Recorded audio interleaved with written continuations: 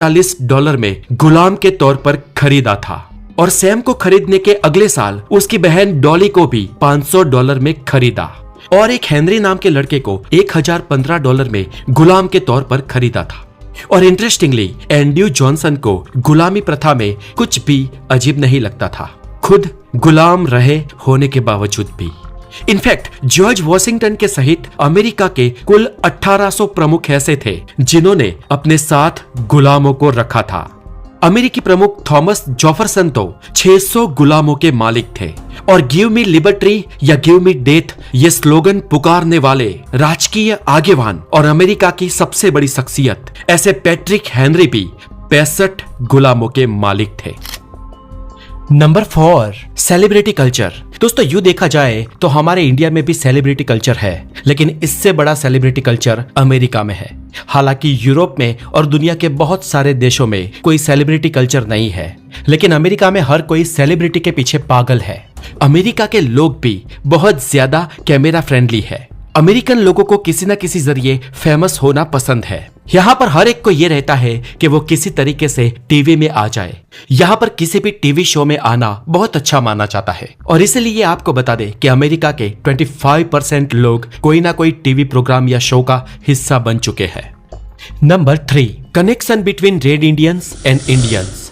दोस्तों American native लोगों को पुकारा जाने वाला एक शब्द रेड इंडियन आपने जरूर सुना होगा और इससे कंफ्यूजन ये पैदा होती है कि रेड इंडियन क्या इंडियन थे?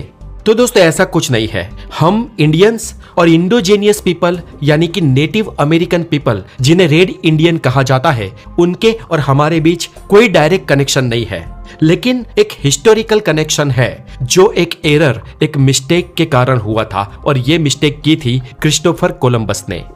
अब 15वीं शताब्दी में हमारा देश भारत यूरोप के साथ ट्रेड करता था और ये ट्रेड जमीनी मार्ग से होता था, जहां पर इतना लंबा सफर तय करने में कई सारी ट्राइब्स और कई सारे लुटेरों का सामना करके ट्रेडर्स आते जाते रहते थे। इसलिए यूरोपियन इंडिया के लिए एक दरियाई मार्ग ढूंढना चाहते थे और इसमें सबसे आगे स्पेन और पोर्टुगीज लोग थे।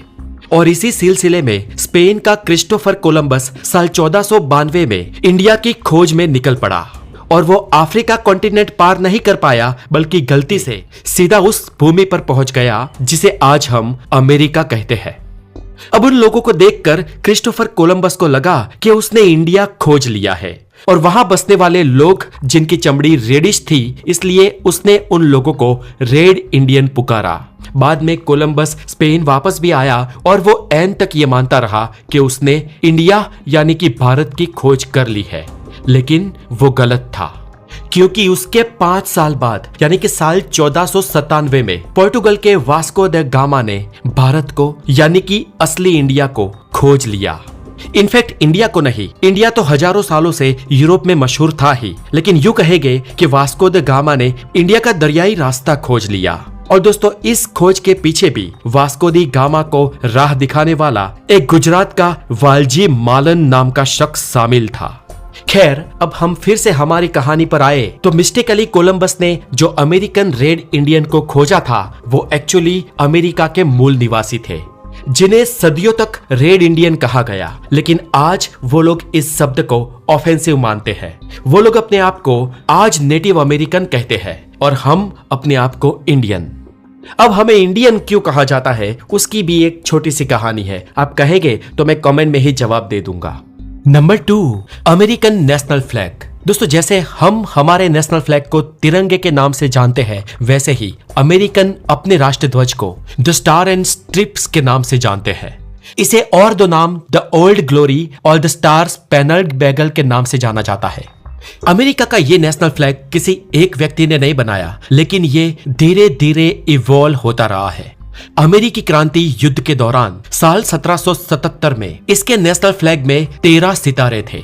ये 13 सितारे अमेरिका के फाउंडेशन स्टेट्स थे और इन 13 स्टेट्स को मद्देनजर रखते हुए उनके फ्लैग में 13 स्टार चिपकाए गए।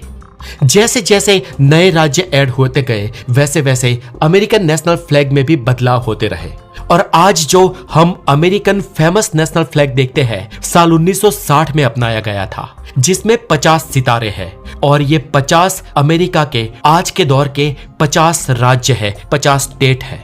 और इसके अलावा उनके फ्लैग में जो व्हाइट एंड रेड 13 स्ट्रिप्स है वो आज भी उन 13 फंडामेंटल स्टेट्स को रिप्रेजेंट करती है। और आज का ये जो आधुनिक अमेरिकन नेशनल फ्लैग है उसे बॉब हाल्फ नाम के व्यक्ति ने बनाया था। नंबर 1, दोस्तों क्या आप जानते हैं कि साल 1930 में यूनाइटेड स्टेट्स में आई भयानक मंदी ने इस पूरे देश को ऑलमोस्ट खत्म कर दिया था। ये वो दौर था जब लोग बिल्डिंग के पास से गुजरने से भी डरते थे, क्योंकि कभी ना कभी कोई ना कोई ऊंची बिल्डिंग से छलांग लगा के खुदकुशी कर देता और लोग डरते थे कि उनके ऊपर कोई ना गिर जाए। दोस्तों इसे द ग्रेट डिप्रेशन कहा गया और ऐसी मंदी इतिहास में कभी पहले नहीं आई थी और ना आज तक बाद में आई है।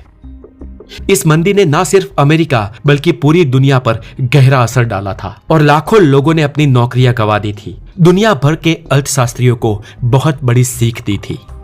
द ग्रेट डिप्रेशन के ऊपर डिटेल्ड वीडियो चाहते हैं तो इस पर मैंने ऑलरेडी एक वीडियो बनाया है, हमारे डिस्क्रिप्शन में जाइए।